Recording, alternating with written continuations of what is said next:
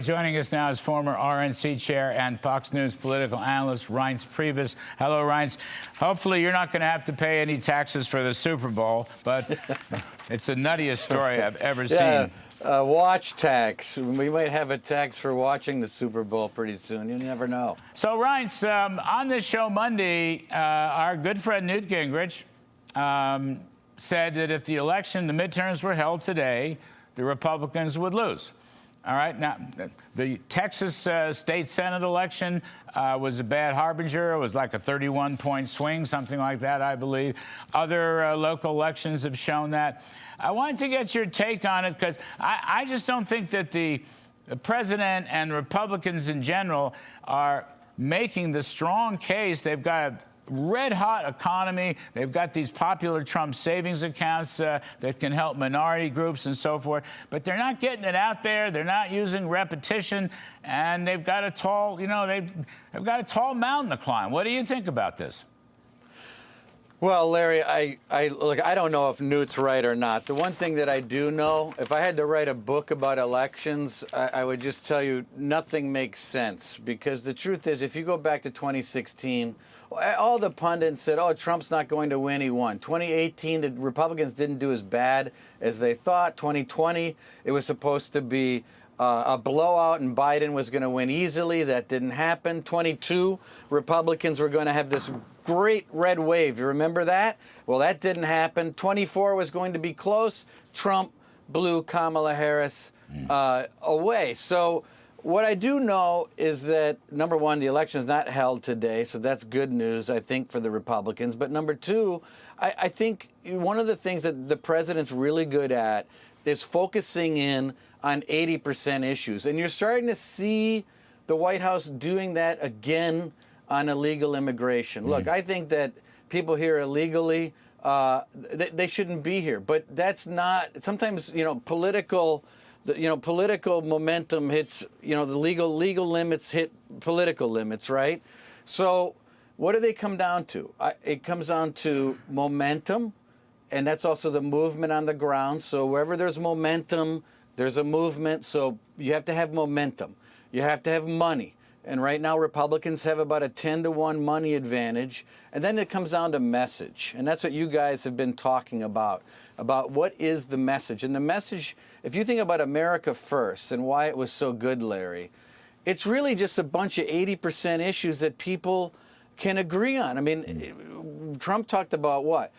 Securing the border and protecting the American worker. Well, that sounds like something most people would agree with. Number two, confront China, who's ripping off the world. And number three, stop endless wars. And the fourth one, which is sort of a new creation of Donald Trump, is that in our foreign policy dealings, there ought to be what he calls a mutual benefit. And he was very good at honing in the message. So now the message, crime being under control. You see him talking about on illegal immigration now, and everyone's getting on the same page. Hey, we ought to deport people who are here illegally that have committed crimes. Right. So that's a 97% issue. Right, the worst of the research. The worst of the worst. Deport the criminals. Right. You can't lose that argument. So if the Democrats start going too far on ICE, too far on DHS, they're actually handing us a gift, which allows us now to shift the messaging to deporting illegals who have done bad things in our country. They don't need to be here.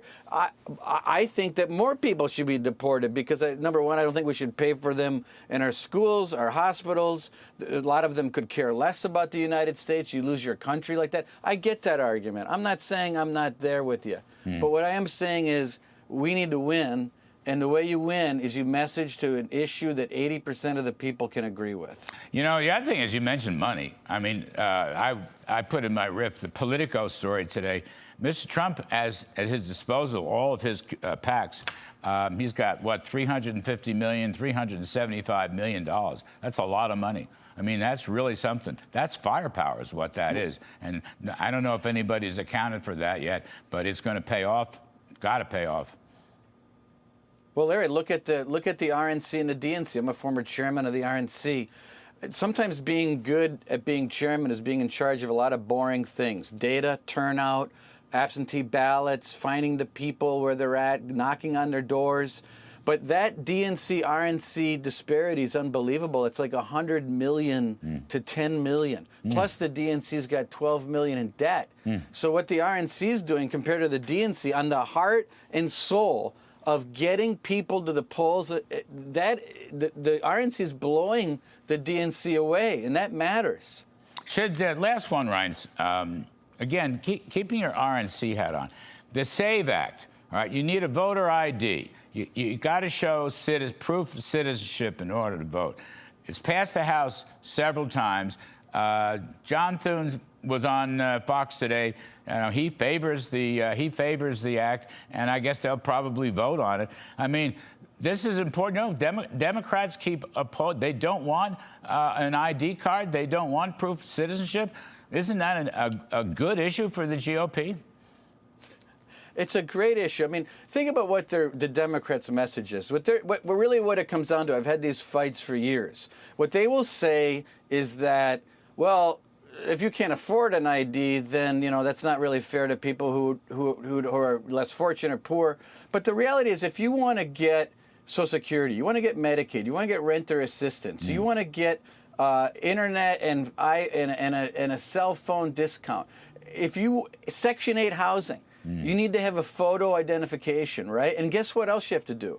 You have to go to a government building where you also need ID to get into that building. So, I mean, are they claiming that all of these things are somehow discriminatory? Well, then why are they allowing the same discriminatory action to get all of this assistance that people need in our country?